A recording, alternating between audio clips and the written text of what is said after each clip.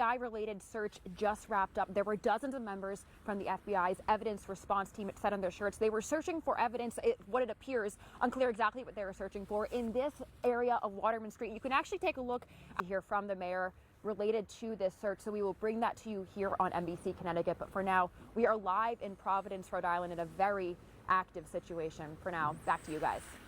And Melissa, given that this is an active search, that this gunman, 3 days after the fact, has not been spotted, has not been apprehended, what is the mood like there? I would imagine people have cleared out, but I'm sure you've come across some people. There must be fear in the air right now, given that they haven't arrested this person. There is. I spoke to multiple business employees on Thayer Street, which is a very popular place for Brown students. And just for context, Thayer Street is just a couple hundred feet also from where this shooting happened a few days ago. Those business folks were saying that, you know, they want to keep open, they want to remain a sense of normalcy. They really enjoy seeing the students. They want to connect with the community. But they said, yeah, it's scary. A lot of them echoed the exact same sentiment. They said to me, you know, you never know where this person could pop up, and that makes them really nervous. So, you know, at the same time, people seem to be going on with their life, trying to make sure that they're supporting one another. At the same time, there is a real sense of concern in this area. Kevin. Melissa Cooney live for us at Brown in Providence, Rhode Island. Melissa, thank you. We're also joining us there live inside police headquarters in Providence, where a press conference is just about to get underway. Melissa, bring us up to speed. What's the very latest?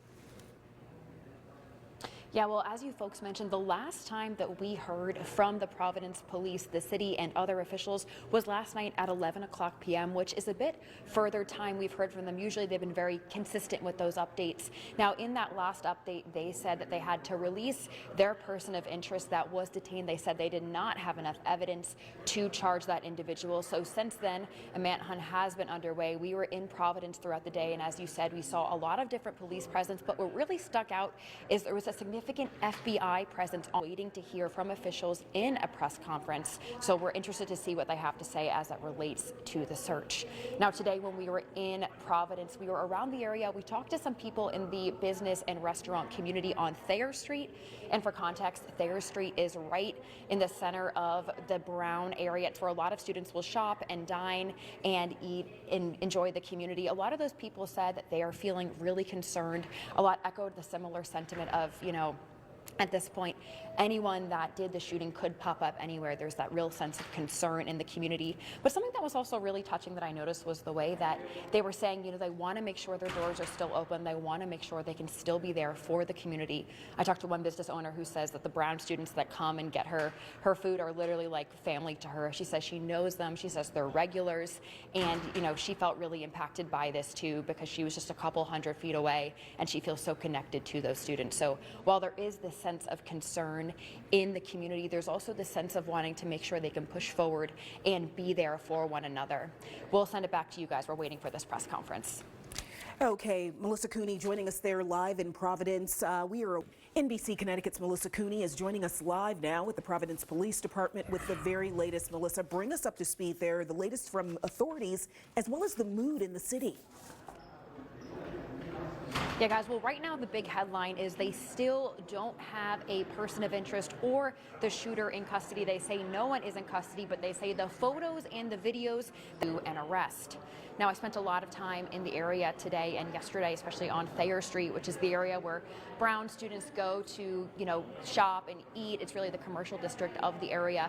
I spoke with a lot of business owners. Some were saying they were glad they were open. They wanted to make sure they were giving a sense of normalcy for the community. They say the students in the community are really like family to them, so that was important.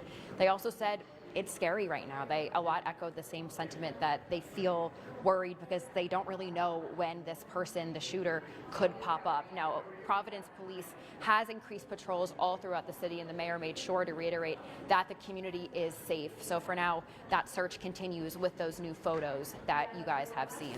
For now, we're live in Providence. Melissa Cooney, NBC Connecticut News. All right, Melissa, thank you. What's expected to be the last update of the day here in Providence wrapped up around 6 o'clock. The big headline is that police do not have a person in custody. They say they're still looking for the shooter, but they say the photos and the videos you're about to see are helpful to the investigation. I spent most of today speaking with business owners on Thayer Street, which is the commercial district here in Providence, right next to Brown. Some business owners told me they were happy that they were open despite everything that's going on, saying they want to make sure they're able to provide a space for the students. They say it really feels like the students and the people in this community, their customers, are really like their family. At the same time, many said, yeah, it's pretty scary because, of course, you know, without a suspect in custody, it's hard to know where that person is. But the mayor emphasized repeatedly during this press conference that the city is safe. They have not received any threats, of course, since that initial incident, and they have increased police presence.